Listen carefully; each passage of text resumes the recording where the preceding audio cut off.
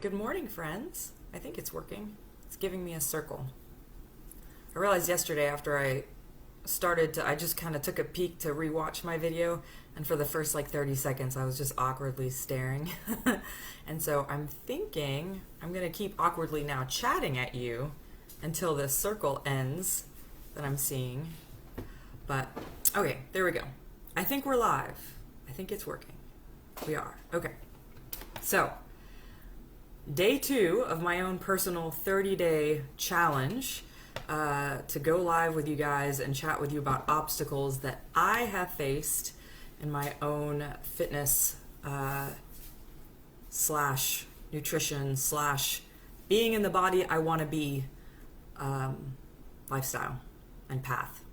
So today we're talking about dieting, and today I'm talking about dieting, and I can tell you that I hate dieting. That has been my number one challenge forever. And as I talk about this, you're gonna realize why. It's because I started dieting at a very tender age, a very young age, and so because of that, that was a block for me, an obstacle. That if you said the word diet and you didn't mean it in the clinical, what kind of diet do you follow? Do you follow a standard American diet or this diet? If you didn't mean it that way, then I immediately blinders on. I just kind of went nope, Sarah's out, done. So here are some of my problems that I have had with dieting in the past. Number one, it is tedious in my mind. You can't just do your thing. You've got to think. Imagine you decide you're going to do a diet, and then the first meal you come to, you're like, oh, hold on, stop. What am I doing? Because you can't just do your thing. So you've got all these things you got to worry about. And on top of that, all the dieters that I was used to being around, whenever I would get in conversation with them, what did we always talk about? Their diet. It's like their diet consumed their life. And I just didn't want to be that person that always talked about my diet to every single person that was within earshot of me. Number 2, missing out. You have to say no to things. Imagine, if you will, 10-year-old Sarah. That's the first time that I went on a diet, was when I was 10 years old. And I know it's kind of sad. And I remember over the weekend, I decided, all right, things are going to change. I'm going to lose weight. And that Monday at lunch, I remember I was at the lunch table with my friends, and one of my friends pulled out one of those Little Debbie snacks. I think they call it a nutty bar. Chocolate and peanut butter layered. Even now I'm like, so good. Those I don't eat them now because I can't eat wheat, but if they had gluten-free ones, I'd be eating them. But my friend pulled that out, and she was like, I don't want this. Does anybody want this? And quick draw Sarah was like, yes, I do. And she handed it to me. And imagine, if you will, little 10-year-old Sarah puts her hand out, the nutty bar placed in my hand, and as soon as that delicious dessert touched my fingers, the thought went through my mind, but you're on a diet. And my whole world just came crashing down. And I very dutifully turned back to the table and said, guys, I can't. I'm actually on a diet. Does anybody else want this? And I remember I very sadly unclutched my beautiful dessert and had to let it go. And from then on, diets equal pain for me. On top of that, so that's actually a big one. I could probably just end there. But I'll keep going because diets meant so much pain for me every day after that. It takes away, even as an adult, it takes away your ability to self-soothe. Now, I know we probably don't want to admit that we self-soothe with food, but I mean, how many of us have gone to the end, you've gotten to the end of a rough day and you come home and you don't want to think about what you can and cannot eat.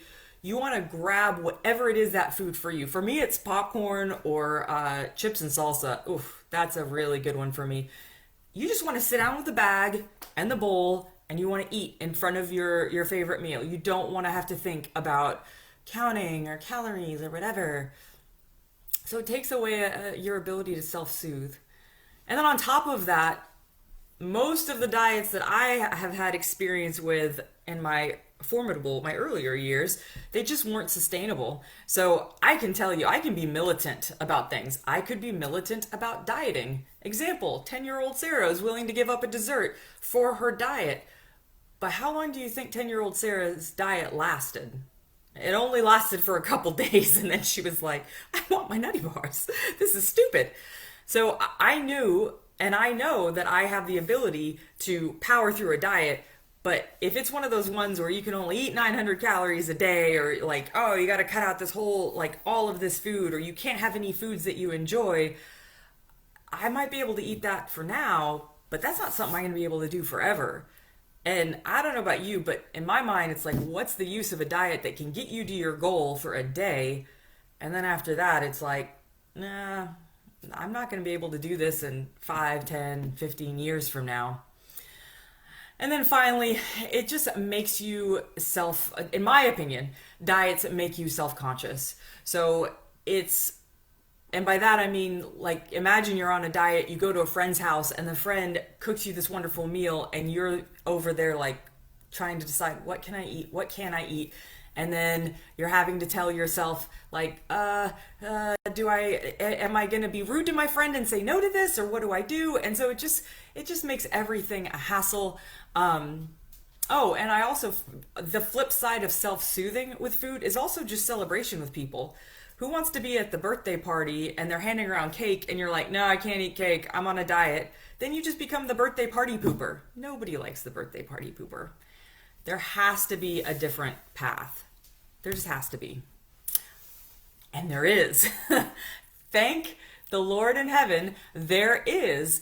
I have actually discovered that path, and imagine this. So imagine this alternative way. Imagine there's a way of eating that both gets you to your goals and is also adaptable.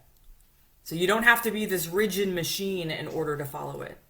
Imagine it's like a covert diet. So you can follow it, but nobody has to know unless you choose to tell them or talk to them about it. You never have to feel like the odd person out. So there's always something that you can eat. There's always some way you can modify it so that you are part of the group. You're not that strange person that either feels like a pedestal, like you're on a pedestal, like, oh, I'm too good to eat that nonsense, even though you secretly want to eat it. Or you're that person who's sort of lashing yourself on the chopping block of your diet, so you can't be part of everyone. You can be part of everyone. You also have a wide variety of foods to choose from, so you're able to find those comfort foods. So imagine that you get home from work, you've got that stressful day, but because you have this list of comfort foods that you've found for yourself that still help you achieve your goals, you're okay. You can still self-soothe. And then imagine after an initial learning curve, you've got an eating plan that integrates seamlessly into your lifestyle. So you can go on vacation and you don't have to abandon your goals. You can go eat at a fast food restaurant if you need to, if you have to, and still move towards your goals. Imagine, and this is the big one, imagine a way of eating that makes food fun and enjoyable again. So you're no longer having to rate yourself or your food. When you sit down to eat, you can fully be in the moment of enjoying that food that you're eating. It's possible. I promise you that. But how does one get from those horrible diets that we talked about before to this amazing plan that's adaptable, that's agile, that works for you? It's going to sound very connected to what I said yesterday. I'm going to encourage you to begin to track your macros and or your calories. So download an app like MyFitnessPal and just start tracking what you eat. But the important thing is, this isn't don't eat a nutty bar. If you want to eat a nutty bar, eat it and just track it. So the goal of this tracking is not to become a dictator of your experience. It's to become a witness to your own experience, just like we talk about doing in yoga. And what you'll find over time is that by distilling down what you eat into numbers, I know a lot of us, that's like a trigger, like, no, I'm better than a number. I'm not asking you to identify yourself with a number, by identifying what you eat in simple numbers, then you begin to erase any vagaries you see around what you're eating, or you know exactly what you're eating. And then that way, when you do start to become you when you do become when you do begin rather to make small changes, if the food fits, it fits, and if it doesn't, it doesn't. And you get to eat food on a spectrum. It's no longer this food is good and this food is bad. It's just, well, what fits and what doesn't. Some days some foods fit. Some days are nutty bar days and some days aren't, and that's okay. You also begin to develop those skills of tracking so that tracking becomes easy. So right now you might be saying, like, Sarah, tracking my calories and my macros, that sounds like as bad as the diets.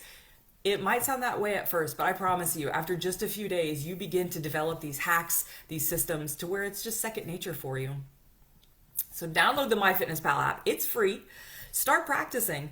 Give yourself a time frame, give yourself a few days, a week, and just track everything you eat. And as best as you can, try to disassociate from, like, oh, I'm trying to hit a number. You're not. You're eating what you eat to feel satisfied, and you're eating to satisfaction. You're not stuffing, you're not starving. And just see how much you eat. I know when I started doing that, I was authentically curious. Because at that point, I had taken everybody else's advice about when I should eat and what I should eat. And to finally just see what I eat naturally was an amazing experience. So by doing this, you will start to see how much you're eating to be at the weight you are. If you've ever stood in front of a mirror and been like, why am I like this? When you start tracking, you'll be like, oh, that's why I'm like this. You begin to learn, most importantly, what foods satisfy you and what foods leave you hungry. So on that day that you're like, I'm going to eat only nutty bars today, eat those nutty bars, track them, and then see how you feel at the end of the day. It'll be very, very illuminating. And then finally, after you've tracked yourself, you've tracked what you've eaten for a certain amount of time, then you can start making adjustments and you can start setting goals, realistic goals, and moving towards those goals. So that is my challenge for the day. I don't know how long I took. I'll see how long this video is. I hope it wasn't too long. But hopefully you guys got some benefit out of this. Definitely comment below if you have any insights, any experience into, if you have a nutty bar experience you want to share. I'd love to hear it and definitely empathize with you on that one. And I'll be back tomorrow to share my next challenge. And again, don't forget, on Saturday, 4th of July, I will be leading a webinar where I explain exactly what I did during my tracking phase and all the things that I did to create lasting habit change and get on the path to being in the body that I'm in now. Awesome. I hope you guys have a wonderful Tuesday, and we'll talk soon. Bye now.